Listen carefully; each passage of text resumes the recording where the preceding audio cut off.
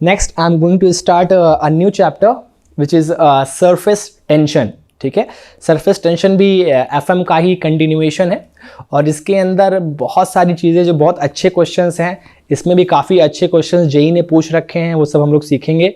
ठीक है, और बहुत ही बेसिक्स से हम स्टार्ट करेंगे इस चीज़ को और काफ़ी दूर तक इसको लेकर जाएंगे। ठीक है, चलिए स्टार्ट करते हैं।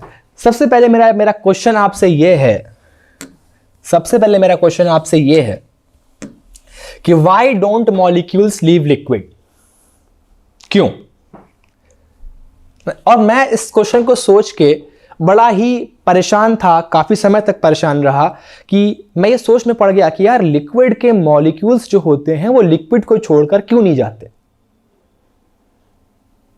अट्रैक्शन। एग्जैक्टली। जो लिक्विड का मॉलिक्यूल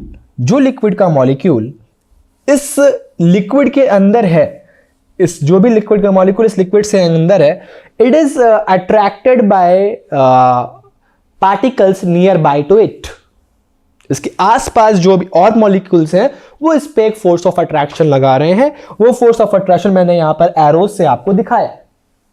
ठीक, ऐसा नहीं है कि हर मॉलिक्यूल इस पे अट्रैक्शन फोर्स लगा रहा होगा, इस बात को भी ख्याल रखिएगा। ऐसा नहीं है कि हर मॉलिक्यूल इसके ऊपर अट्रैक्शन फोर्स लगा रहा होगा। इस पर अट्रैक्शन फोर्स कुछ दूरी तक लगता है और अगर उस दूरी को रेडियस मानकर हम एक स्फीयर ड्रॉ कर दें, इस पे फोर्स कुछ दूरी तक लगता है, कुछ ही मॉलिक्यूल्स इसको अट्रैक्ट करते हैं। अब ऐसा नहीं है कि ये मॉलिक्यूल को ये भी अट्रैक्ट कर रहा होगा, नहीं, यहां वाला मॉलिक्यूल इसको अट्रैक्ट नहीं कर पाएगा। कुछ ही निश्चित दूरी तक जो मॉलिक्यूल्स इसके आसपास होते हैं वही इसको अट्रैक्ट कर पाते हैं, और जो मॉलिक्यूल्स जो इसके आसपास हैं, यदि उनको हम रेडियस मानकर एक स्फीयर को ड्रॉ करते हैं तो उस स्फीयर का नाम होता है स्फीयर ऑफ मॉलिक्यूलर एक्टिविटी। क्या नाम होता है बच्चों? Sphere of molecular activity. मतलब इसका मतलब क्या हुआ कि यदि मैं किसी मॉलिक्यूल पे फोर्स देखूंगा तो उस पे फोर्स उसके आसपास के कुछ ही मॉलिक्यूल्स लगा पाएंगे, और अगर मैं उस डिस्टेंस को रेडियस मानकर एक स्फीयर को ड्रॉ कर देता हूं तो उस स्फीयर को कहते हैं स्फीयर ऑफ मॉलिक्यूलर एक्टिविटी। इस स्फीयर ऑफ मॉलिक्यूलर एक्टिविटी के भीतर, इस स्फीयर ऑफ मॉलिक्यूलर एक्टिविटी के भीतर जितने भी मॉलिक्यूल्स होंगे वो सब इसको अट्रैक्ट कर रहे होंगे, और इस स्फीयर ऑफ मॉलिक्यूलर एक्टिविटी के बाहर जो मॉलिक्यूल्स होंगे वो इसको अट्रैक्ट नहीं कर पा रहे होंगे। क्लियर है ये बात?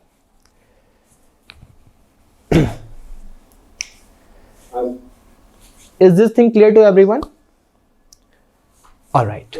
So this molecule is attracted by all the other molecules which are inside the sphere of molecular activity. ठीक है, बढ़िया सर, फर्स्ट क्लास। मैं आपको ये प्रूफ करा दूंगा ग्रेविटेशन में, या वैसे भी जान लो, अगर कोई भी चीज किसी भी पार्टिकल पे अगर कोई अट्रैक्टिव फोर्स लग रहा है तो उसकी टोटल एनर्जी नेगेटिव होती है। This is for the bounded system. Bounded system के लिए टोटल एनर्जी का नेगेटिव होना अनिवार्य होता है, और ये तभी होता है जब कभी भी पार्टिकल्स पर अट्रैक्टिव फोर्सेस लग रहे हैं। तो यदि कोई मॉलिक्यूल कोर में है तो उसकी पोटेंशियल एनर्जी हम मान लेते हैं कुछ माइनस ई नॉट होगी। ठीक है ना, कोई मॉलिक्यूल अगर कोर में है, मतलब एकदम सेंट्रल पार्ट में है, तो उसकी एनर्जी हम क्या मान लेते हैं? माइनस ई नॉट होगी। क्यों सर माइनस ई नॉट क्यों? क्योंकि उस पर अट्रैक्टिव फोर्सेस लग रहे हैं।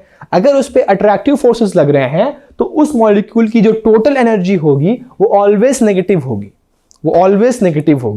अगर वो ऑलवेज नेगेटिव होगी तो हमने इसको माइनस ई नॉट लिख दिया। लेकिन मान लीजिए अगर मैं किसी मॉलिक्यूल की बात करूं जो कि सरफेस पे हो,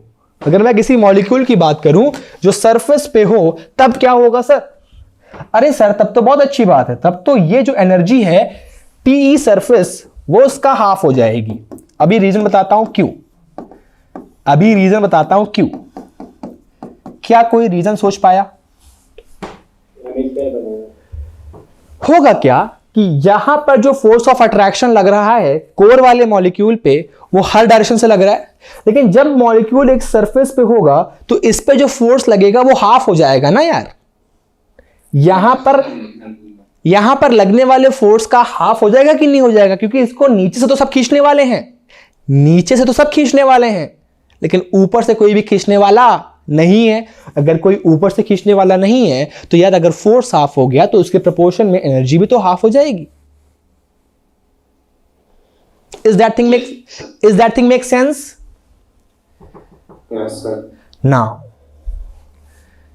इन दोनों वैल्यूज में से कौन बड़ी है कौन छोटी है? कौन बड़ी है? -E0/2। तो यहां पर मैं लिख सकता हूं PE surface is greater than PE core. मतलब सरफेस पे रहने वाले मॉलिक्यूल्स की एनर्जी ज्यादा होती है देन जो मॉलिक्यूल्स कोर में रहते हैं। एग्रीड इस बात से? Yes, sir. And maximum energy leads to minimum stability. Maximum energy leads to Minimum stability. so what the molecules on the surface will try? It will try to go inside the core na to minimize the energy. जो surface पे molecules होंगे उनकी energy core के molecules की अपेक्षा में ज्यादा है, और जो सरफेस के मॉलिक्यूल्स होते हैं उनको स्टेबिलिटी पानी है, तो they will tend to acquire, they will tend to acquire minimum energy, and to acquire the minimum energy they want to go into the core.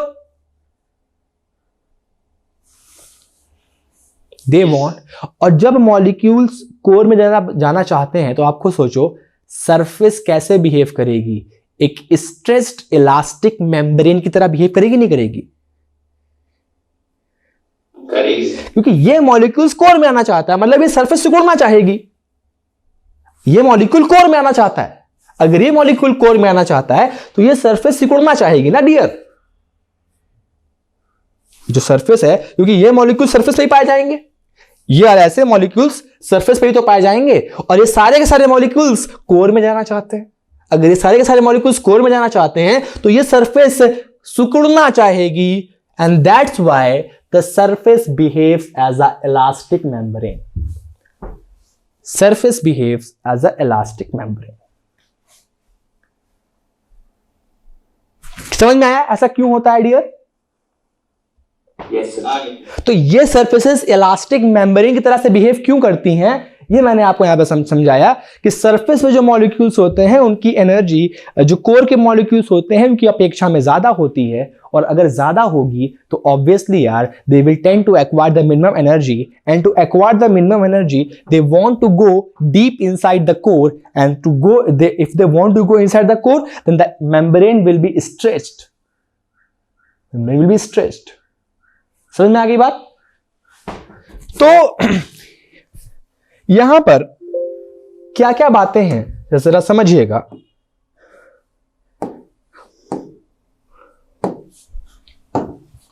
क्या क्या बातें हैं देखिए।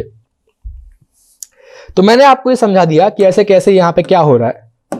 अगली चीज जरा समझिए कि अब एक टर्म आया सरफेस टेंशन। लोगों ने बहुत गलत सलत पढ़ा है, मतलब किताबों में बहुत गलत सलत लिखा हुआ है surface tension.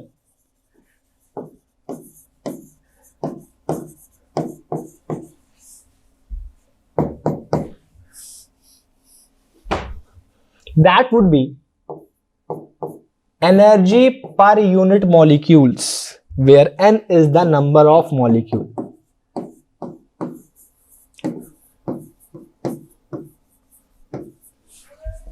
Where n is the number of molecules. अच्छा, इस साइन का मतलब कितने लोग जानते हैं? How many of you know the meaning of this sign? जो मैंने 3 लाइनें बनाई हैं, इसका मतलब क्या होता है? हाँ, मतलब इसका मतलब होता है दिस रिप्रेजेंट्स। क्या मतलब होता है डियर? रिप्रेजेंट्स।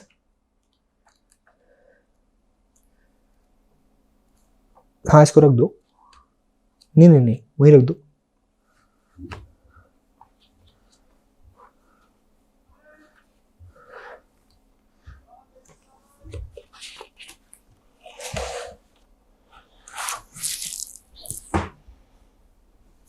ठीक है। हाँ तो बेटा इसका मतलब होता है रिप्रेजेंट्स, इसका मतलब होता है रिप्रेजेंट्स, ठीक, रिप्रेजेंट्स। तो एक टर्म डिफाइन, मैंने इक्वल्स टू नहीं लगाया, इक्वल्स टू में और रिप्रेजेंट्स में अंतर है भैया। इक्वल टू का मतलब कुछ और है, रिप्रेजेंट का मतलब कुछ और है। तो सरफेस टेंशन क्या है कि जो एनर्जी है वो पर यूनिट मॉलिक्यूल कितनी है सरफेस पे, सरफेस पे हमने देखा है, मैंने क्या देखा, मैंने आपको क्या बताया कि भाई सरफेस पे एनर्जी तो मॉलिक्यूल रखेंगे रखेंगे, क्यों, पी सरफेस निकाल के बैठे हुए कि नहीं रखे वो, ऐसे तो ऐसे मॉलिक्यूल्स के पास बहुत सारे मॉलिक्यूल सरफेस पे होंगे और बहुत सारे मॉलिक्यूल्स के पास एनर्जी होगी, मानते हो कि नहीं मानते हो, मानते हो कि नहीं मानते हो भाई, ऐसे बहुत सारे मॉलिक्यूल्स होंगे जिनके पास -E0/2 की एनर्जी होगी और ये सारे के सारे मॉलिक्यूल सरफेस पे होंगे कि नहीं होंगे? Yes sir. और अगर ऐसे बहुत सारे मॉलिक्यूल सरफेस पे होंगे तो एनर्जी पर यूनिट मॉलिक्यूल कितनी है सरफेस पे, उसके रिप्रेजेंट करने का तरीका होता है सरफेस टेंशन। मतलब पर यूनिट मॉलिक्यूल के पास कितनी एनर्जी है, n मॉलिक्यूल्स सरफेस पे, टोटल एनर्जी E है, तो यूनिट मॉलिक्यूल्स पे कितनी एनर्जी होगी, इसको कहते हैं सरफेस टेंशन, ये रिप्रेजेंट होता है, ठीक है। अच्छा अगर मैं इक्वालिटी की बात करता हूं, अगर मैं इक्वालिटी की बात करता हूं तो सरफेस टेंशन जो होगा वो सरफेस एनर्जी अपॉन एरिया, क्योंकि जितना ज्यादा बड़ा एरिया होगा नंबर ऑफ मॉलिक्यूल्स एरिया पे उतना ज्यादा ही तो होंगे ना, खुद सोचो, जितना बड़ा सरफेस का एरिया होगा मॉलिक्यूल्स उतने ज्यादा सरफेस पे होंगे। यस तो एन अगर मुझे इक्वालिटी होल्ड करानी है तो this would be the good enough formula for the surface tension, where E is the surface energy, E is the surface energy। अच्छा सर सरफेस एनर्जी क्यों, मैंने आपको बताया है molecules they try to come inside the core, but in that way जो membrane होती है वो इलास्टिक स्ट्रेस्ड होती है, और याद करिए जब स्प्रिंग कभी स्ट्रेस्ड होती है या इलोंगेटेड होती है, ये कंप्रेस्ड होती है, तो क्या उसमें एक एनर्जी स्टोर नहीं होती है क्या? होती है। तो अगर कोई मेम्ब्रेन स्ट्रेस्ड है तो उसके पास भी तो कुछ ना कुछ एनर्जी होगी ना सरफेस पे। तो this is the surface tension का formula and very basic formula is surface energy per unit area. क्यों सर, एन को आपने ए से कैसे रिप्लेस किया? अरे भाई ये रिप्रेजेंट करता है, अब जितना ज्यादा एरिया होगा उतने ज्यादा नंबर ऑफ मॉलिक्यूल्स होंगे, तो इक्वालिटी अगर मुझे होल्ड करानी है तो surface tension would be equals to E by A। Clear to everyone? कोई ऐसा व्यक्ति विशेष जिसको समझ में ना आया हो कैन आस्क, कैन आस्क, ठीक है। Now have you ever thought how does the pin floats? क्या कभी आपने सोचा है कि पिन फ्लोट कैसे करती है, या मच्छर गंदे पानी में कैसे बैठते हैं? How mosquitoes sit in a dirty water even though, हाँ क्या कह रहे हो बेटा, बोलो। नहीं सर, स्विमिंग। स्विमिंग नहीं यार अक्षत, अब मॉस्किटोज को स्विम मत कराओ यार। Swimming is not a phenomena, the real phenomena is कि मैंने नहीं डेंसिटी का भी कंसेप्ट नहीं है। मैंने अभी अभी बताया कि जो सरफेस होती है वो कैसे बिहेव करती है, इलास्टिक स्ट्रेस्ड मेम्ब्रेन, तो it supports the weight, it supports the weight. जैसे अगर मैं पिन की बात करूं, मैं पिन धीमे से एकदम जेंटली पुट कर देता हूं। जब मैं पिन को जेंटली पुट कर देता हूं तो यहां की सरफेस चूंकि वो स्ट्रेस्ड है, वो स्ट्रेस्ड है, तो बेसिकली क्या करेगी, वो इसके वेट को सपोर्ट कर लेगी, एंड वो स्ट्रेस जो फेनोमेना है stretching of a membrane, that is basically a surface tension. तो हमें कह सकते हैं कि ड्यू टू सरफेस टेंशन जो पिन है वो वहां पर रेस्ट कर रही है। क्लियर हो गई बात? तो ये जो पिन है, ये जब उसको जेंटली पुट करते हो तो उसके पास की जिसपे वो जो कॉन्टैक्ट सरफेस होती है वो हल्की सी ऐसे बेंड हो जाती है, हल्की से ऐसे बेंड हो जाती है, और यहीं से कंसेप्ट शुरू होता है सरफेस टेंशन फोर्स का। कैसे? देखिए, जैसे मान लीजिए ये आपके पास कोई मेम्ब्रेन है, ठीक, कोई सरफेस है, लिक्विड की कोई सरफेस है। अगर ये हमारे पास लिक्विड की सरफेस है और मैंने यहां पर एक लाइन ड्रॉ कर दी, एक इमेजिनरी लाइन,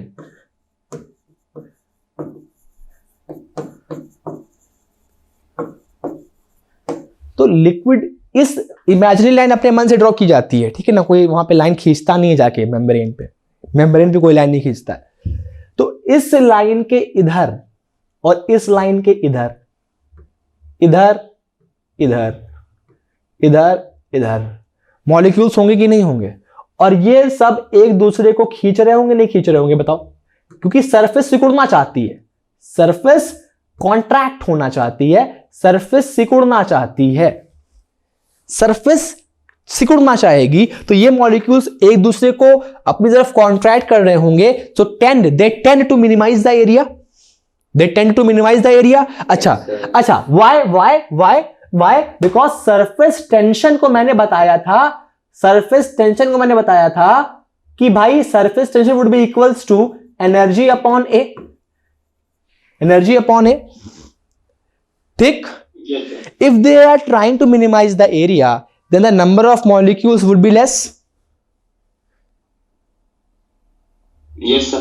अगर नंबर ऑफ मॉलिक्यूल्स लेस होंगे तो ऑब्वियसली सरफेस की एनर्जी कम हो जाएगी, सरफेस की एनर्जी कम हो जाएगी। अगर सरफेस की एनर्जी कम हो गई तो ऑब्वियसली वो चीज ज्यादा स्टेबल होगी कि नहीं होगी? जिसके पास मिनिमम एनर्जी उसके पास मैक्सिमम स्टेबिलिटी। ये तो कुदरत का नियम है, इसको कहां बदल पाओगे? This is the law of nature. Is that thing make sense? कि सिकुड़ना क्यों चाहती है? हर सरफेस सिकुड़ना चाहती है, ठीक? So as they tend to acquire the minimum area, कोई भी चीज मिनिमम एरिया को एक्वायर करना चाहती है, क्योंकि जब एरिया मिनिमम होंगे तो मॉलिक्यूल सरफेस पे सबसे कम होंगे। जब मॉलिक्यूल सरफेस पे कम होंगे तो हर मॉलिक्यूल के पास एनर्जी जो होती है वो भी सब पे कम हो जाएगी, तो ओवरऑल एनर्जी सरफेस की डिक्रीज कर जाएगी and minimum energy leads to maximum stability. तो ये मॉलिक्यूल्स क्या क्या करते हैं? ये इस चक्कर में होते हैं कि कैसे हम अपने एरिया को मिनिमाइज करें। तो ये दोनों मॉलिक्यूल्स, ये पेयर्स एक दूसरे पे अपना एक फोर्स लगा रहे होते हैं, और अगर इसकी लेंथ L है तो फोर्स पर यूनिट लेंथ को भी हम सरफेस टेंशन कह सकते हैं। फोर्स पर यूनिट लेंथ को भी हम सरफेस टेंशन कह सकते हैं। अगेन अगर मैं रिप्रेजेंटेशन की बात करूं तो surface tension represents force upon per unit molecules, force upon per unit molecules. Why यार? क्योंकि अगर मॉलिक्यूल सरफेस पे ज्यादा होंगे, ठीक है ना, अगर मॉलिक्यूल सरफेस पे ज्यादा होंगे तो ऑब्वियसली वहां पे जो खिंचाव होगा वो ज्यादा होगा। खुद सोचो, मॉलिक्यूल्स अगर सरफेस पे ज्यादा होंगे तो ऑब्वियसली खिंचाव जो होगा वो ज्यादा होगा। तो हम जनरली फोर्स के टर्म्स में अगर डिफाइन करना चाहें तो फोर्स के टर्म्स में हम सरफेस टेंशन को F अपॉन L से डिफाइन कर सकते हैं। तो this is surface tension F by L, F by L। Sir हाँ बेटा। सर अभी जो आपने बताया एक बार फिर से रिपीट कर दिया, डिस्कनेक्ट हो गया।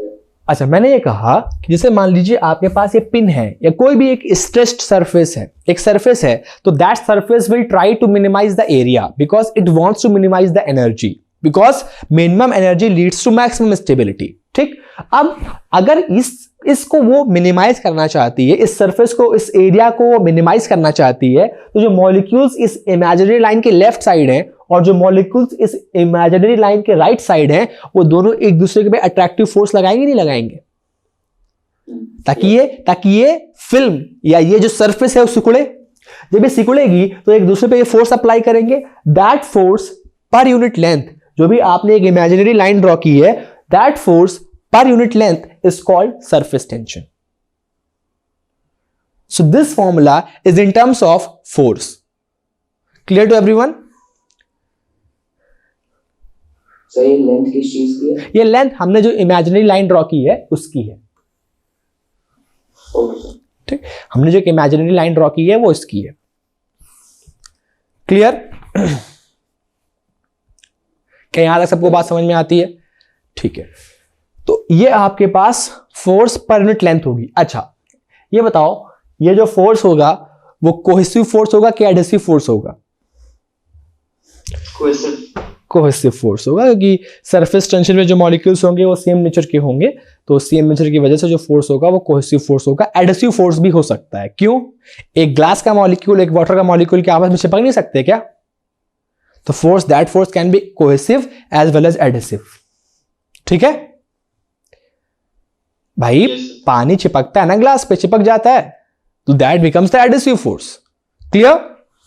तो वहां पे भी सरफेस टेंशन का कंसेप्ट बिल्कुल वैलिड है। ठीक है ना? सरफेस टेंशन का मतलब सिर्फ इतना होता है कि जो आपने एक इमेजिनरी लाइन ड्रॉ की है उस पे जो नेट फोर्स लग रहा है, फोर्स पर यूनिट लेंथ कितना है, that is basically a surface tension. यदि मैं इसके यूनिट की बात करता हूं तो that would be newton per metre. Newton per metre, newton per metre, newton per metre. Agreed to everyone? क्या ये बात समझ में आई सबको? Yes sir. चलिए अब आगे चलते हैं। एक एरोडोव की दूसरी प्रॉब्लम देखिए। आज चूंकि मैं मूड में हूं तो मैं एरोडोव लगवा रहा हूं। ठीक है ना? एरोडोव की प्रॉब्लम है ये। ठीक है, क्या एरोडोव की प्रॉब्लम है? देखिए, एक ऐसे हमारे पास एक बीकर है, यहां पर मैंने एक होल किया छोटा सा जिसका रेडियस स्मॉल आर है। इस density of the liquid is rho और जो सरफेस टेंशन है टी। हमको ये एच बताना है। ठीक है ना?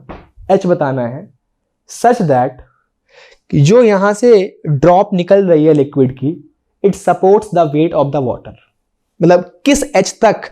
भाई आप खुद सोचिए, जब पानी बहना शुरू होगा तो यहां पर एक मेम्ब्रेन बनेगी नहीं बनेगी? एक ऐसा आपने देखा होगा। अब मैं चूंकि बायो के बच्चे यहां पर शायद हैं तो शायद वो मुझसे रिलेट कर लें। जब कभी खून बहता है, कभी खून बहते हुए देखा आपने? तो सबकी बॉडी में होता है खून। अरे बहते हुए देखा है पागल? तो सबका ही बहता है। देखा है वैसे। तो आप अगर खून की एक ड्रॉप देखिए तो कितनी गाढ़ी होती है, और जब कभी कट लगता है तो कुछ खून निकलता है, फिर उसके बाद रुक जाता है ना? हाँ सर। कई लोगों ने काटा भी होगा अपना हाथ वाथ। क्यों शुभांश? बहुत लड़की के पीछे काटा है मुझे। नहीं, जरूरी नहीं है कि लड़कियों के पीछे काटा हो, किसी और रीजन से भी काट सकता है। मान लो अंगूर नाखून काट रहा हो और जो है कट हो गया हो। मतलब अक्षत हमेशा गलत समझता है शुभांश। अक्षत कह रहा हूं, अभिशार। शुभांश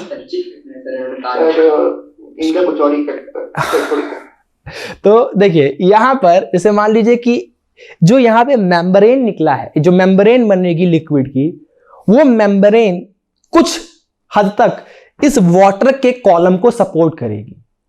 मेम्ब्रेन, जो एक मेम्ब्रेन, क्योंकि वो मेम्ब्रेन इलास्टिक मेम्ब्रेन होती है, स्ट्रेस्ड होती है, तो अगर कुछ चीज स्ट्रेस्ड है तो वो किसी हद तक इस वाटर के कॉलम के वेट को सपोर्ट कर सकती है कि नहीं कर सकती है? अब कहोगे सर ये तो इलॉजिकल सा क्वेश्चन है, इतना ज्यादा पानी भरा है, ये बूंद कैसे सपोर्ट करेगी?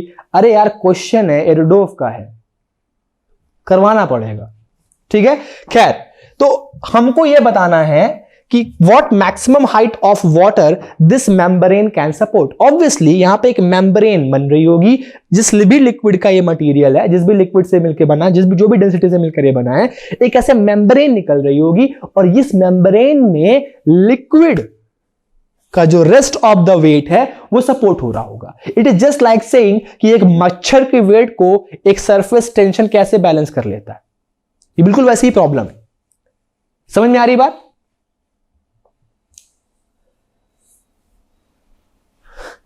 क्या क्वेश्चन समझ में सबको आया? तो क्वेश्चन बस, तो मैंने क्या किया, एक मैंने मेम्ब्रेन बनाई है।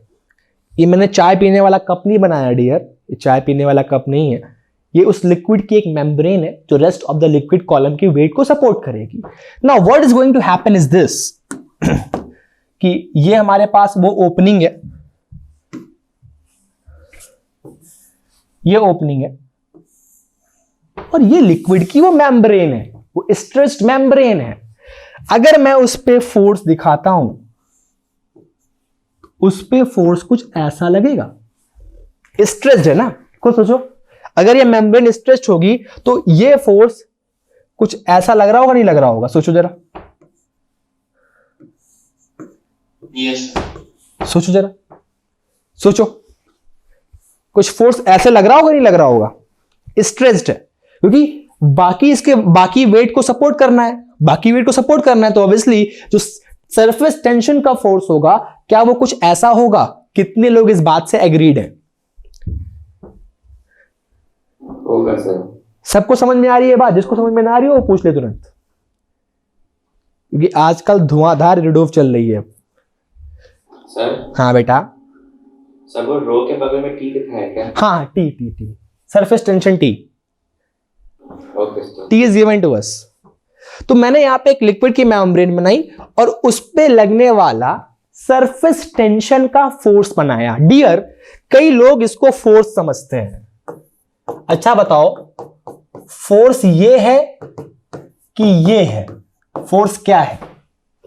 कौन सा फोर्स लिखा है? एफ है sir. F is the force, not S. So if I want to write the force, then I have to multiply this S with L. I have to multiply this S with L. All right. अब हम कुछ यहां पे question के solving के लिए मान लेते हैं कि ये एंगल जो है,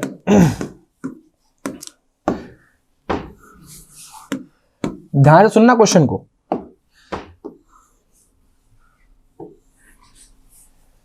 ये कुछ वर्टिकल से थीटा बन रहा है,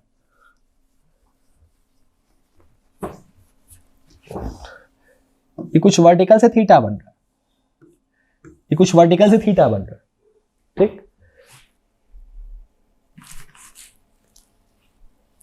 अब ये जो हमारा क्रॉस सेक्शन है, इसको जरा और समझिएगा ध्यान से। ये जो हमारा क्रॉस सेक्शन है, धन्यवाद,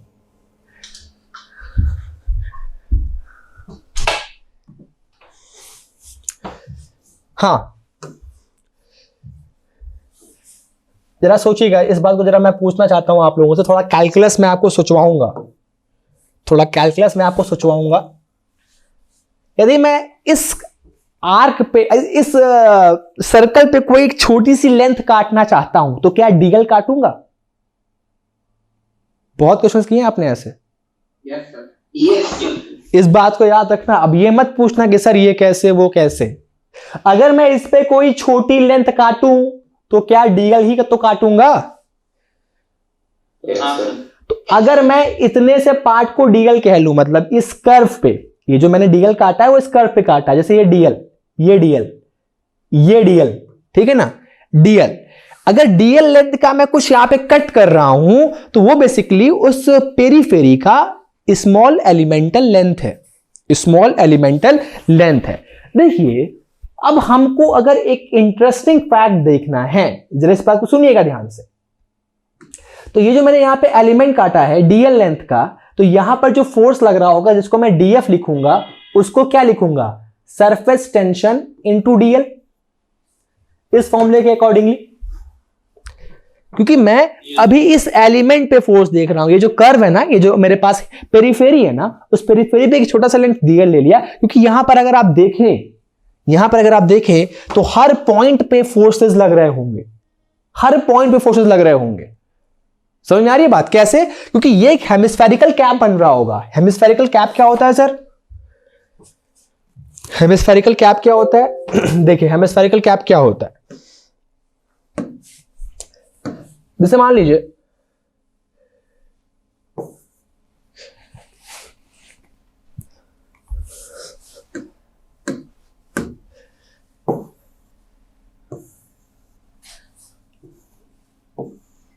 ठीक है, ऐसे कोई टोपी है, ठीक? तो यदि आप देखो तो मैं इस पॉइंट से इसको भी जोड़ सकता हूं, इसको भी जोड़ सकता हूं, इसको भी जोड़ सकता हूं, इस पॉइंट को भी जोड़ सकता हूं, इस पॉइंट को भी जोड़ सकता हूं, इस पॉइंट को भी जोड़ सकता हूं। जोड़ सकता हूं, नहीं जोड़ सकता हूं? तो अगर मैं जोड़ता हूं इस पॉइंट से इसको या इसको या इसको, तो बेसिकली हो क्या रहा है कि सरफेस टेंशन का फोर्स इस पूरी पेरिफेरी पे लग रहा होगा, इस पूरी पेरिफेरी पे लग रहा होगा। कितना लग रहा होगा? T into DL, T into DL, T into DL, T into DL, T into DL, T into DL, और उस पूरी पेरिफेरी पे T इंटू DL फोर्स लग रहा होगा। मानते हो कि नहीं मानते हो इस बात को? हाँ सर। अच्छा, हाँ बेटा। तो अब देखो यहां पे, अब देखो यहां पे इंटरेस्टिंगली एक बहुत अच्छा फैक्ट आपके सामने आने जा रहा है। तो यहां पर फोर्स कितना लग रहा होगा? DF, and that is going to be T into DL। यदि मैं इस फोर्स को रिजॉल्व करूं एक वर्टिकल डायरेक्शन में और एक हॉरिजॉन्टल डायरेक्शन में, इसको रिजॉल्व करूं एक वर्टिकल डायरेक्शन में और हॉरिजॉन्टल डायरेक्शन में, what I am going to get is this DF sin theta, और यहां पर DF cos थीटा। यहां पर what we are going to get DF cos theta और DF sin थीटा। डियर ध्यान से देखो, DF sin theta component cancel out हो रहा है। Yes sir. सिर्फ कौन सा फोर्स का कंपोनेंट बचेगा? वर्टिकल। सिर्फ फोर्स का कौन सा कंपोनेंट बचेगा बच्चों? वर्टिकल बचेगा, नहीं बचेगा? बचेगा सर। यहां तक किसी को डाउट हो फटाक से पूछो पहले। यहां तक किसी को कोई डाउट हो फटाक से पूछो।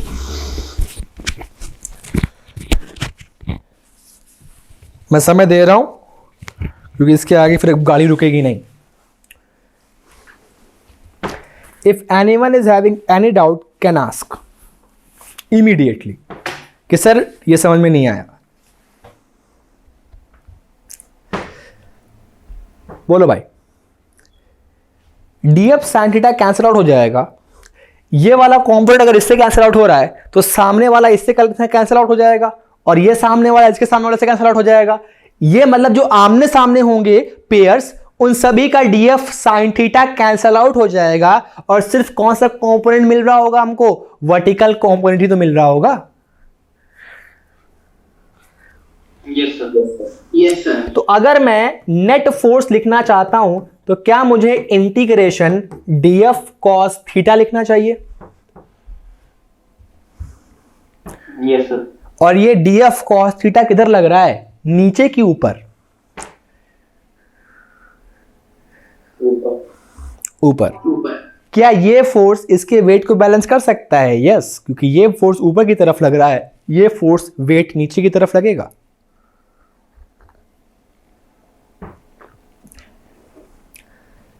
नहीं समझ में आई बात? आ गई सर। जो DF cos थीटा वाला कंपोनेंट है, अगर मैं आपको फिगर बना के दिखाता हूं दोबारा से, what that figure is going to B,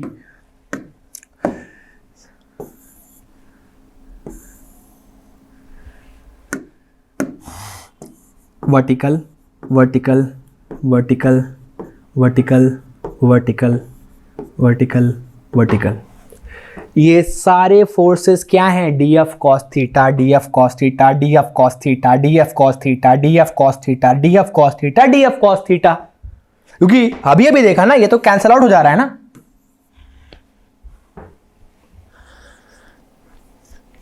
सोचो इस बात को। और अगर मुझे टोटल फोर्स चाहिए तो I would integrate this, I would integrate this ना। Yes sir. समझ में आ रही बात? अब एक नया कंसेप्ट थोड़ा कैलकुलस का है और एकदम नया है, ठीक है। नए कंसेप्ट को जब भी कभी मैं नया कंसेप्ट कहा करूं तो ये समझ आया करिए कि ये कंसेप्ट अच्छी प्रॉब्लम्स में यूज होगा।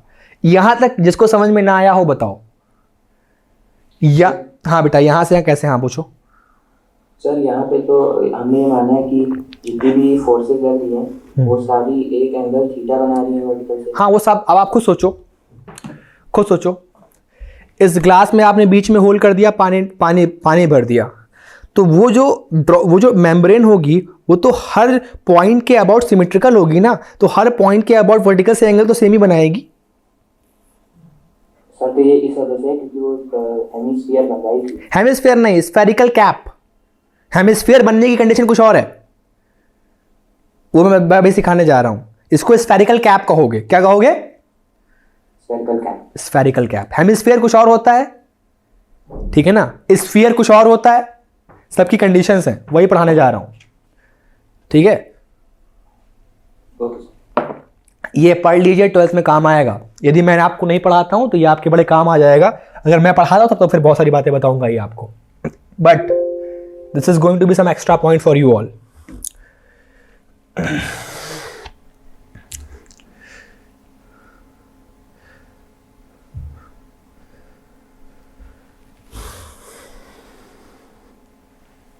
सर। हाँ बेटा। सर आप जो बता रहे हैं कि इतना ज़्यादा वेट एक छोटा सा मतलब उसका जो मेम्ब्रेन फॉर्म हो रहा है वो वेट ले रहा है, उसका एग्जांपल सिरिंज में होता है ना, क्योंकि हाँ, मतलब नोजल बहुत छोटा होता है लेकिन तब भी उससे पानी नहीं गिरता है, लिक्विड नहीं गिरता है, एक ड्रॉप निकलती है। Yes sir. बिल्कुल बिल्कुल, समझ गए। सिरिंज में एक हल्का सा आप पुश करते हो, देखते हो एक ड्रॉप बन जाती है, पूरा लिक्विड सपोर्ट कर लेती है। Yes sir. बिल्कुल, बढ़िया, फर्स्ट क्लास। जरा समझिए मैं क्या पढ़ाने जा रहा हूं, बहुत इंपॉर्टेंट पढ़ाने जा रहा हूं। जैसे मान लीजिए कोई स्फीयर है, ये स्फीयर है, ये सर्कल नहीं है, स्फीयर है।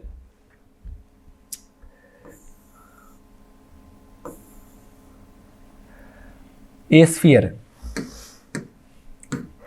एक्स्ट्रा पॉइंट है, बहुत इंपॉर्टेंट पॉइंट है। और इस स्फीयर को, ये सेंटर है, और मैंने यहां पर एक टुकड़ा काटा है स्फीयर का। मैंने यहां पर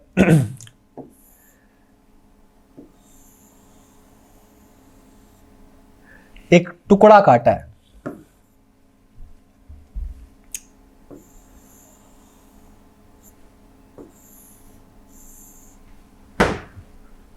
एक टुकड़ा काटा है स्फीयर का। How it will look like? It will look like a spherical cap. What? Spherical cap. It will look like a spherical cap. Will it look like something like this or not?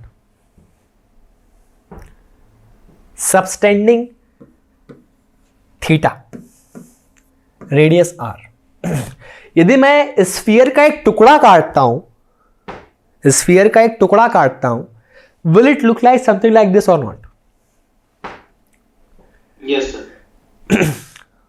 भाई जैसे ice cream है, आप देखते होगे ice cream, कोन के ऊपर एक वो लगी होती है आइसक्रीम जो आप खाते हो। शुभांश ने खाई होगी। शुभांश देखा आपने, जो होता है ऊपर रखा जाता है, मेन आइसक्रीम वही होती है। सर सभी ने खाई होगी। अरे यार मैं तुमसे पूछ रहा हूँ, गुस्सा क्यों हो रहे हो भाई? गुस्सा नहीं रहे। चलो चलो ठीक है, मैं तुम्हारा नाम नहीं लूंगा, ठीक है, चलो ठीक। सर खाइए खाइए। तो भाई जैसे मान लीजिए वो जो आपने एक आइसक्रीम ली है, बेसिकली आप ऐसा मान सकते हो किसी स्फीयर से काटा गया एक पार्ट है जो सेंटर पे एंगल कितना बना रहा था? थीटा। क्या आप इसको हेमिस्फीयर कहोगे? नहीं ना, this is not a hemisphere. This is not a hemisphere. It becomes hemisphere only when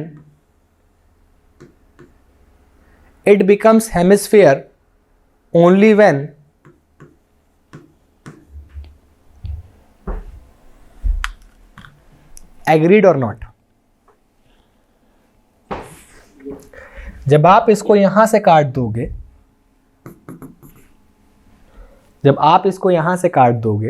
it will become hemisphere. It will become hemisphere.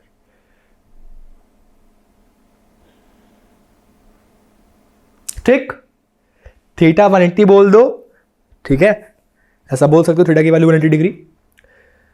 और ये हेमिस्फीयर तभी बनेगा जब ये थीटा की वैल्यू 180 हो, otherwise it will be like a small spherical cap. Otherwise it would be a small spherical cap. Spherical cap में और हेमिस्फीयर में अंतर समझ में आया क्या? आ गया। चलो हमको ये बताओ क्या हेमिस्फीयर का वॉल्यूम, ये बहुत बेसिक पॉइंट्स हैं, 2/3 पाई आर क्यूब होता है हेमिस्फीयर का? क्यों? क्योंकि अगर हेमिस्फीयर का ये होता तो स्फीयर का होता है 4/3 पाई। लेकिन ये तो स्फेरिकल कैप है, क्या मैं इसका वॉल्यूम में लिख सकता हूं? क्या मैं स्फेरिकल कैप का वॉल्यूम, भाई वॉल्यूम तो बनाएगी ना, 3 डायमेंशनल ऑब्जेक्ट है, स्फेरिकल कैप है, 3 डायमेंशनल ऑब्जेक्ट है, वॉल्यूम तो कुछ ना कुछ सब बनाएगी ना ये। हाँ सर। क्या मैं उसके वॉल्यूम को ये लिखूंगा? हम इसके वॉल्यूम को नहीं लिख सकते, otherwise we will have to solve a very complex integration. Hemisphere तो हम लिख सकते हैं क्योंकि स्फीयर का हमको पता होता है 4/3 पाई आर क्यूब होता है, उसका हाफ ही तो होगा हेमिस्फीयर, क्योंकि हेमिस्फीयर इसका स्फीयर का आधा, स्फीयर का आधा। क्लियर हो गई ये बात? Yes sir. अच्छा, अब इसमें क्या दिक्कत आएगी, ये मैं आपको, क्या ये हेमिस्फीयर लग रहा है क्या? नहीं लग रहा। ये हेमिस्फीयर नहीं है, स्फेरिकल कैप है। क्या है ये? Spherical cap. अभी इसका वॉल्यूम लिखना पॉसिबल नहीं है बच्चों, अभी इसका वॉल्यूम लिखना पॉसिबल नहीं है। अच्छा, यदि मैं इस नेट फोर्स को कैलकुलेट करता हूं, जरा करके दिखाता हूं क्या आने वाला है। डीएफ की वैल्यू कितनी लिख दी मैंने? T D L cos theta. Theta सबका सेम होगा क्योंकि वर्टिकल से सब सेम एंगल्स बना रहे हैं, तो टी कॉस थीटा बाहर आ जाएगा। बताओ बच्चों इंटीग्रेशन डीएल क्या होगा?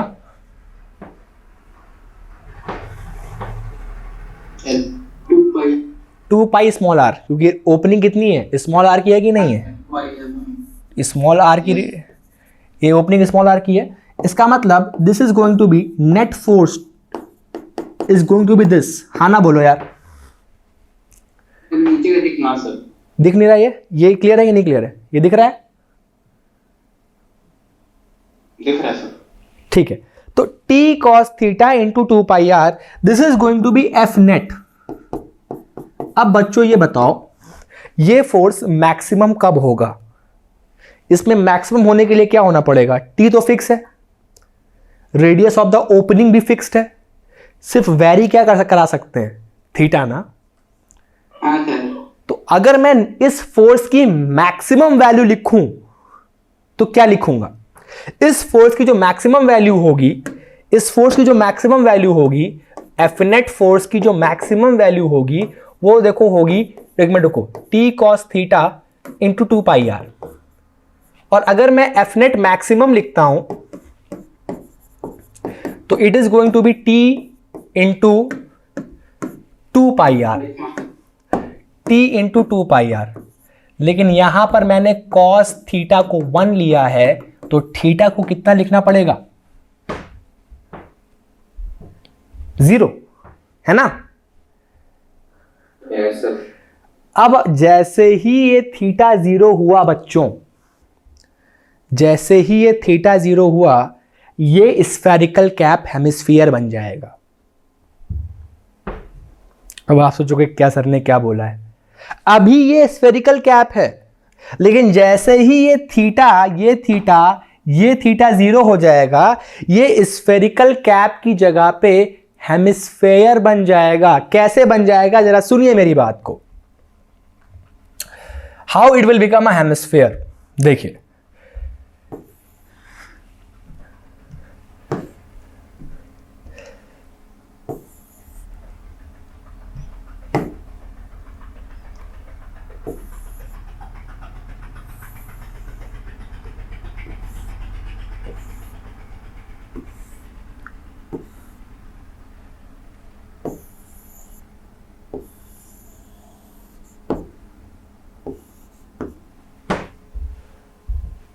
मैंने दो फिगर बनाए,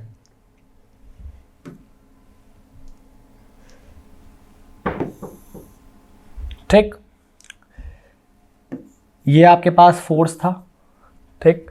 ध्यान से समझना इस चीज को, बहुत इंपॉर्टेंट समझा रहा हूं आपको।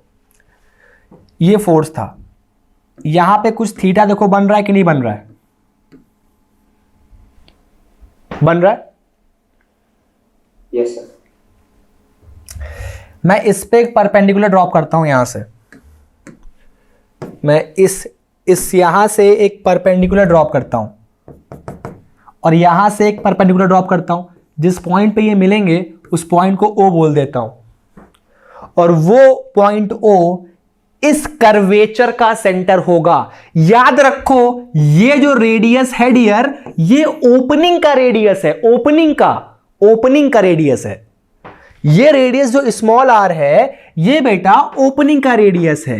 लेकिन ये जो कर्वेचर फॉर्म किया, ये जो स्ट्रेच मेम्ब्रेन बनी, उसका जो रेडियस होगा वो कैपिटल R होगा। इस बात की गांठ बांध लो।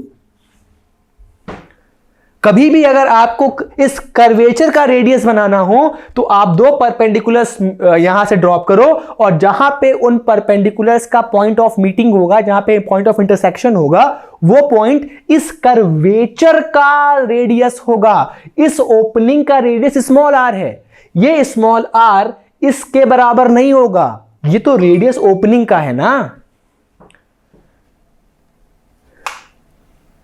क्या मेरी बात आप समझ पाए? बहुत इंपॉर्टेंट बात है बेटा। आईआईटी जेईई के क्वेश्चंस को सॉल्व करने के लिए यही इंपॉर्टेंट है, बाकी कुछ इंपॉर्टेंट नहीं है। इस बात को समझना कि रेडियस ऑफ कर्वेचर क्या होता है। कई बच्चे क्या करते हैं, ये समझ ही नहीं पाते कि यार इस रेडियस में क्या अंतर है और इस रेडियस में क्या अंतर है। ये कर्वेचर का रेडियस है, मेरी बात समझो डियर, ये कर्वेचर का रेडियस है, ये ओपनिंग का रेडियस है।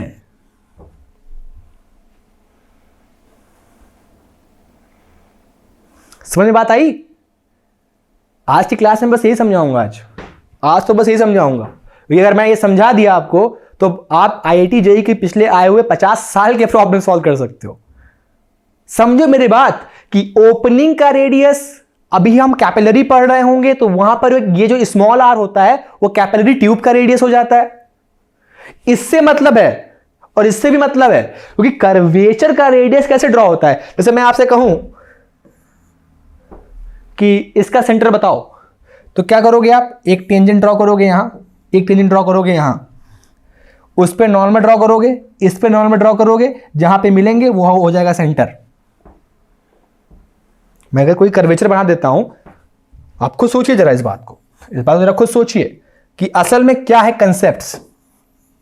ये कोई मान लीजिए हमारे पास है और मैं कहूं कि बताओ इसका सेंटर कहां होगा, तो आप क्या करते हो?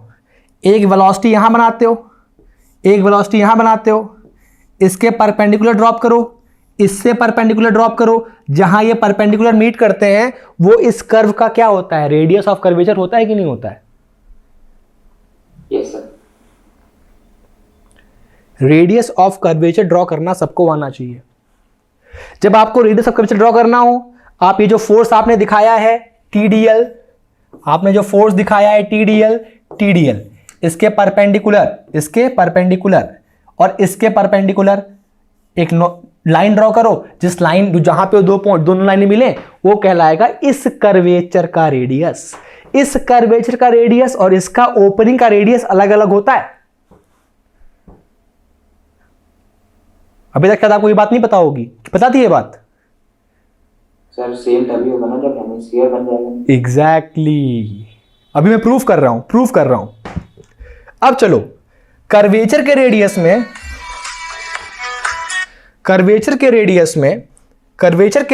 में और इस ओपनिंग के रेडियस में क्या रिलेशन है वो देखेंगे।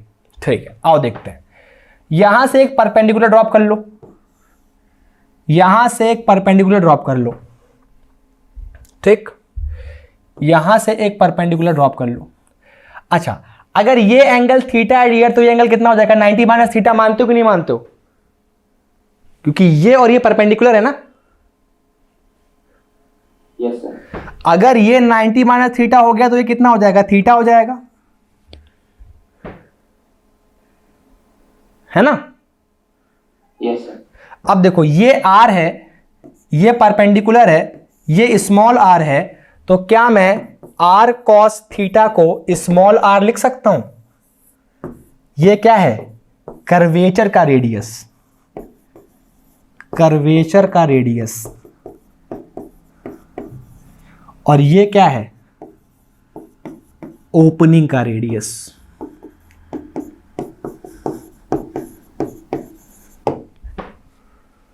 ये है कर्वेचर का रेडियस और ये क्या है, ओपनिंग का रेडियस। क्या मेरी बात आप समझ पाए? समझ गए सर। Yes sir. अब कर्वेचर का रेडियस और ओपनिंग का रेडियस कब सेम होगा, जब कॉस थीटा कितना हो जाए, 1 कॉस थीटा 1 कब होगा, थीटा 0 डिग्री। क्या यहां थीटा 0 है कि नहीं है, देखो। Yes sir. तो यहां पर जो रेडियस ये होगा वही रेडियस ये होगा। अगर ये आर है तो ये भी आर होगा, और इसको कहते हैं हेमिस्फीयर।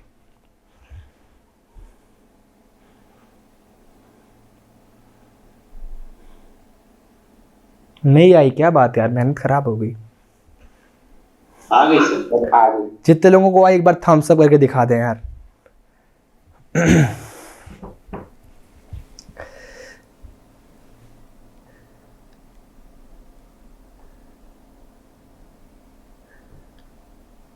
बहुत बढ़िया, फर्स्ट क्लास। तो अब देखो, तुमने फोर्स को मैक्सिमम किया तो क्या कर दिया, क्या कर दिया, फोर्स को मैक्सिमम करने के चक्कर में, फोर्स को मैक्सिमम करने के चक्कर में कॉस थीटा 1 मतलब थीटा 0, तुमने इसको क्या बना दिया,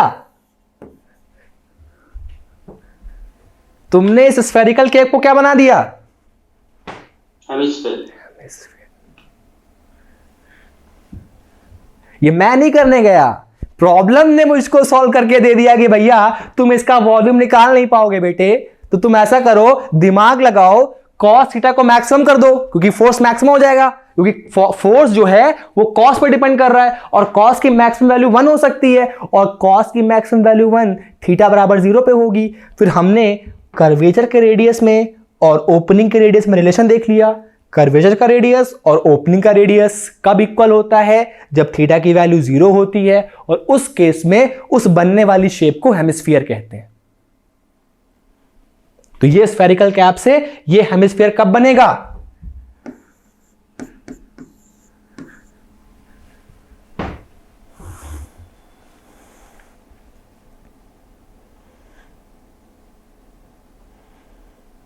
समझ में आई बात पूरी तरीके से? Yes sir. पक्का?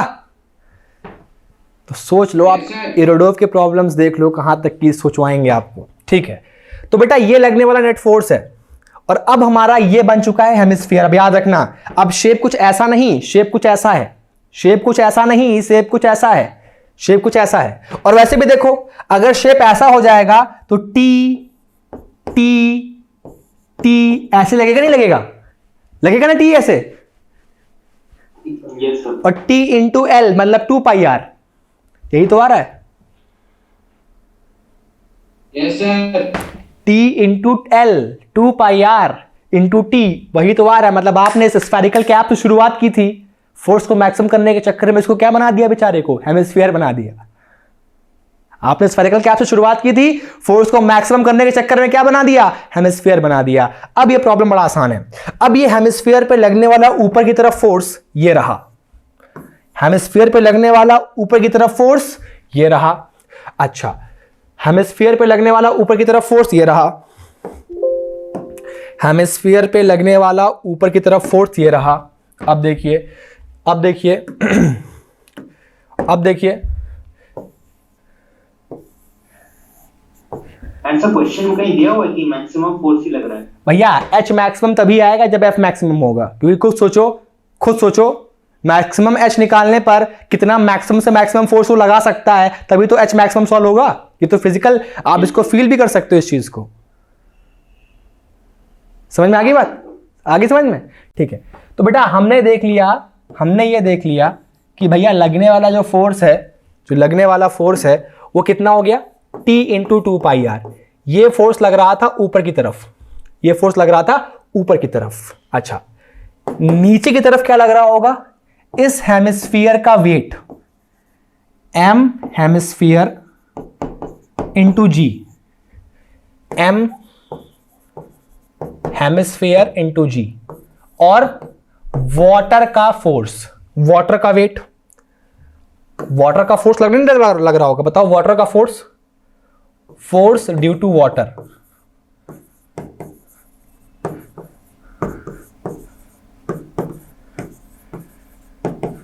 हाँ ना, बोलो यार। ये जो फोर्स होगा, जो अपवर्ड फोर्स होगा, वो खुद इस स्फेरिकल हेमिस्फेरिकल मेम्ब्रेन के वेट को सपोर्ट कर रहा होगा, प्लस जो इसके ऊपर पानी है, जो इसके ऊपर पानी है उसके वेट को भी तो सपोर्ट कर रहा होगा डियर। यस, कर रहा होगा। ठीक है, ठीक है, ठीक है, फर्स्ट क्लास। यदि मैं कह दूं कि यहां का प्रेशर P0 है और ये लिक्विड कॉलम स्टैटिक है, तो यहां का प्रेशर P0 प्लस ρgh हो सकता है क्या? Yes sir. और ये पूरा प्रेशर क्या मात्र इतने क्रॉस सेक्शन पे एक्ट कर रहा है? इतना प्रेशर मात्र इतने ही तो क्रॉस सेक्शन पे एक्ट कर रहा है। तो अगर मैं प्रेशर को एरिया ऑफ क्रॉस सेक्शन से मल्टीप्लाई कर दूं तो क्या मिल जाएगा, force exerted by the water, क्योंकि पूरे क्रॉस सेक्शन पे इतना प्रेशर लग रहा है, और pressure into effective area which is pi R square, this is going to be the force due to water. Yes और no? Yes sir. Force into area, pressure into area is a force, pressure into area is a force. तो T into 2πr, hemisphere का weight लिखना है, तो hemisphere का wait लिखने के लिए मास ऑफ हेमिस्फीयर चाहिए, मास ऑफ हेमिस्फीयर के लिए वॉल्यूम ऑफ हेमिस्फीयर चाहिए, volume of hemisphere is 2/3 pi R cube, this is the volume of the hemisphere. क्योंकि ये लिक्विड से मिलकर बना है तो density of the liquid, this is the mass of hemisphere. Agreed और not? Volume of hemisphere into rho, mass of hemisphere. Agreed? Yes. Whole multiplied by g, whole multiplied by g, this is the self weight of the hemisphere, this is the self weight of the hemisphere, plus what pressure water is acting, what pressure of water is acting, P0 plus rho gh multiplied by pi r square, multiplied by pi r square. Agreed or not? So our final equation is going to be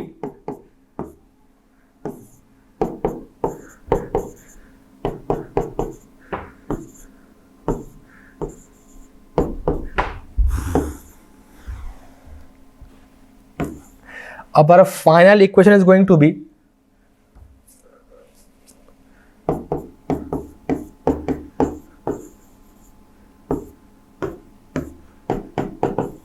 this. Yes or no? Yes or no? Yes sir. Now we can neglect this. Can anyone tell me the reason why? R बहुत छोटा है, opening का radius बहुत छोटा है, तो are cube तो बहुत छोटा होगा। आर स्क्वायर की अपेक्षा में आर क्यूब तो बहुत छोटा हो जाएगा ना, बहुत छोटे की पावर बढ़ाते हो तो वैल्यू और छोटी हो जाती है ना। Yes. So we can neglect this. अच्छा, अगर हम P0 लिखना चाहें तो P0 लिख सकते हैं। If I don't want to take into the account of atmospheric pressure, if I don't want to take into the account of atmospheric pressure, I can remove this as well, I can remove this as well to get a cute answer. To get a cute answer, I can remove P0 because I don't want to consider the effect of atmosphere over there.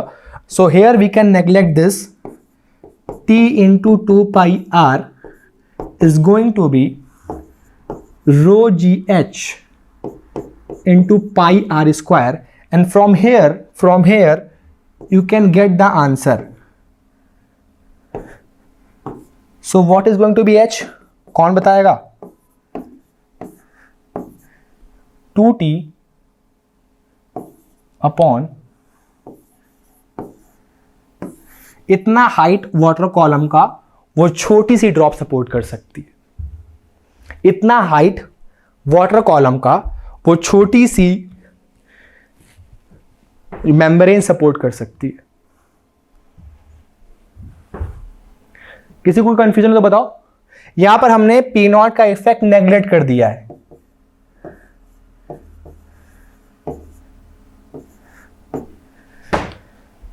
P not का effect account में नहीं ले रहे हैं। अब बताओ, आज की क्लास को यहीं पे एंड करते हैं। किसी को कोई डाउट हो पूछ लो, इसके आगे नहीं पढ़ाऊंगा वरना बहुत हैवी हो जाएगा।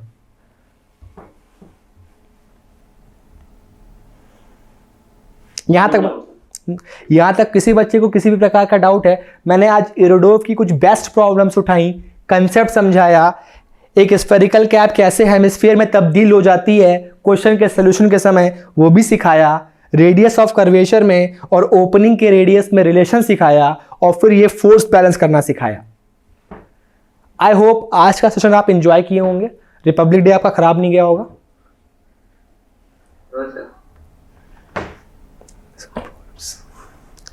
So, okay, thank you to all. We'll meet in the next class. Anyone having any doubt can ask. Sir हाँ बेटा। सर अगर मान लीजिए Farhan thank you Farhan, love you. हाँ अब बोलो।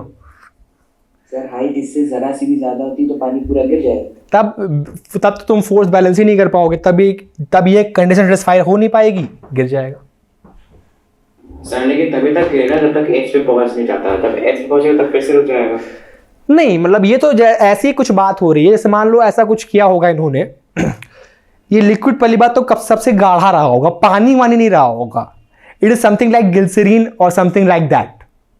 ठीक, पहली चीज तो ये होनी चाहिए, क्योंकि सरफेस टेंशन काफी ज्यादा होना चाहिए था फोर्स को सपोर्ट करने के लिए। खैर इन्होंने इसको पूरा भर दिया होगा, फिर एक बहुत फाइन सा कटिंग किया होगा, बहुत फाइन सा ब्लेड से, और उस केस में ये बोल रहे होंगे एच निकालने के लिए कि कितना हाइट ऑफ लिक्विड तक हम इसको सपोर्ट कर सकते हैं। तो सबसे पहले हमको इसमें ऐसा लिक्विड चाहिए जिसका सरफेस टेंशन काफी अच्छा हो, काफी ज्यादा हो। क्यों? क्योंकि देखो जितना ज्यादा टेंशन होगा उतना ज्यादा हाइट ऑफ वाटर वो बैलेंस कर पाएगा, और जितना कम रेडियस होगा ओपनिंग का उतना ज्यादा हाइट वो रोक पाएगा। या आप फील भी कर सकते हो, एक कांच की बोतल को सुई से भोग दो और एक कील से भोग दो, पानी कब ज्यादा निकलता है?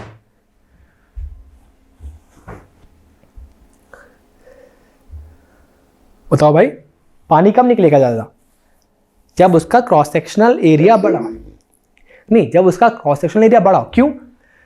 अगर ये आर छोटा होगा तो एच ज्यादा हो सकता है, मतलब मैक्सिमम हाइट के वाटर कॉलम को या मैक्सिमम हाइट के लिक्विड कॉलम को हम बैलेंस कर सकते हैं। या तो ऐसा करो कि सर ऐसा कोई लिक्विड लो जिसका सरफेस टेंशन ज्यादा हो, तब भी हाइट मैक्सिमम हो सकती है। इतना ही कर सकते हो और कुछ नहीं कर सकते। रो फिक्स है, जी फिक्स है। या तो ऐसा लिक्विड ले लो जिसका सरफेस टेंशन बहुत ज्यादा हो, ठीक है, या तो कुछ ऐसा ले लो लिक्विड, या ऐसा कुछ फाइन कटिंग करो कि रेडियस ओपनिंग की, याद रखिएगा ओपनिंग की रेडियस छोटी हो। जितनी छोटी ओपनिंग की रेडियस होगी उतना मैक्सिमम हाइट तक पानी बैलेंस हो सकता है। It is just a question, इसको दिल से ना लगाना। इरोडोव ने ऐसे ही किया और लोगों की जिंदगी बर्बाद की कि ये ऐसा सोचने पे मजबूर कर दिए। हालांकि इसमें बहुत अजम्पशंस लिए गए हैं। एटमॉस्फेयर का इफेक्ट नेगलेक्ट लिया गया, फिर हमने इसको नेगलेक्ट किया, आर क्यूब हम बहुत छोटा ले रहे हैं क्योंकि बहुत छोटी वैल्यू के लिए। अगर ये तुम आर बहुत बड़ा ले लिए तो एच बहुत छोटा हो जाएगा ना।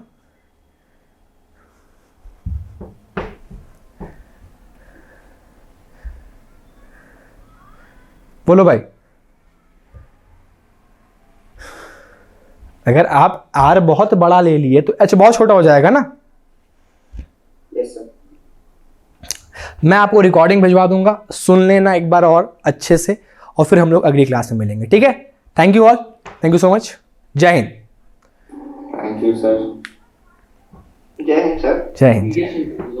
बिल्कुल बिल्कुल बिल्कुल कर देते हैं। सर आज शायरी नहीं बताएंगे? आज यस सर, रिपब्लिक डे पे यार रिपब्लिक डे एक शायरी सर तगड़ी वाली सर पाकिस्तान जोड़ जाए सर एकदम। देखिए, मैं शायरी मैंने बहुत मेरे दिल के बड़े करीब है, वो शायरी मैं सुना सकता हूँ। क्यों सुना सकता हूँ, आप सब स्टूडेंट भी हैं, बहुत करीब है दिल के। और वो शायरी क्या है सुनिए ज़रा, कि हर बस्ती आबाद नहीं मिलती, हर बस्ती आबाद नहीं मिलती, दीवार तो मिलती है बुनियाद नहीं मिलती, और माँ तो हर औलाद को मिलती है बहुत अच्छी, मगर हर माँ को अच्छी औलाद नहीं मिलती। तो hope you guys, hope you so hope you guys मेरा भी नाम रोशन करेंगे, साथ पे अपने पेरेंट्स का भी। देखिए, बाकी जो शायरियाँ हैं वो हमारे और आपकी एज के लिए नहीं है। We are a people who are solving Irodov, alright. आप सोचिए कि इरोडो वो लोग लगाते हैं जिनको अंडर 100 रैंक चाहिए होती है, अंडर 10 रैंक चाहिए होती है। तो हमारे लिए ऐसी शायरी सुटेबल होंगी। शायरी में बहुत सारी कह सकता हूँ, ऐसी बात नहीं है, मेरे पास एक पूरा कलेक्शन है शायरी का, लेकिन वो फिर कभी जब कभी हम एक बड़े प्लेटफॉर्म पे मिलेंगे आपसे, तब आपसे डिस्कस करेंगे। टिल देन अभी मेरा काम फिजिक्स पढ़ाने का है, और इसमें जो मैं आपको मैक्सिमम एफर्ट करके दे सकता हूँ वो मैं दे रहा हूँ, ठीक है। इससे अच्छा अगर कुछ और होता है तो आप सजेस्ट करिए, हम वो भी सॉल्व करेंगे। लेकिन हाँ, मुझसे नहीं लगता कि इससे डिफिकल्ट कोई और लेवल अब है, कि है कोई लेवल अब बचा है, अब कुछ नहीं, ठीक है। HCV में अच्छे प्रॉब्लम्स नहीं है, इससे अच्छी प्रॉब्लम्स HCV में नहीं है। कुछ है मैं बता दूंगा, लेकिन इसको करने के बाद HCV की बहुत सारी प्रॉब्लम्स आप करने लग जाओगे। तो एक दो लेक्चर्स के अंदर हम लोग बहुत अच्छा सरफेस टेंशन में क्वेश्चन सॉल्व कर रहे होंगे, ठीक है। चलो फिर, बाय, जय हिंद।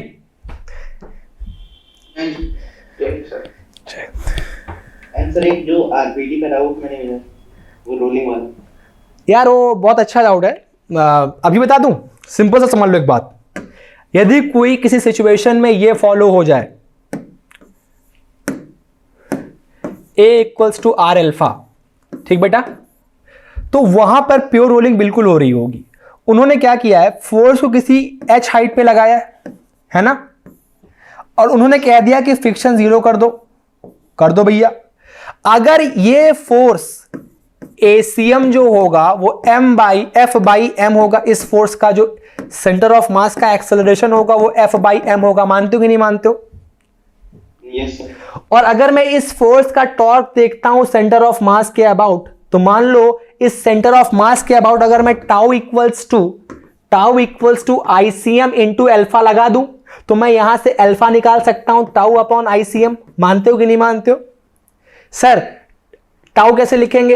अरे भाई, फोर्स इंटू परपेंडिकुलर डिस्टेंस, तो F into H upon ICM।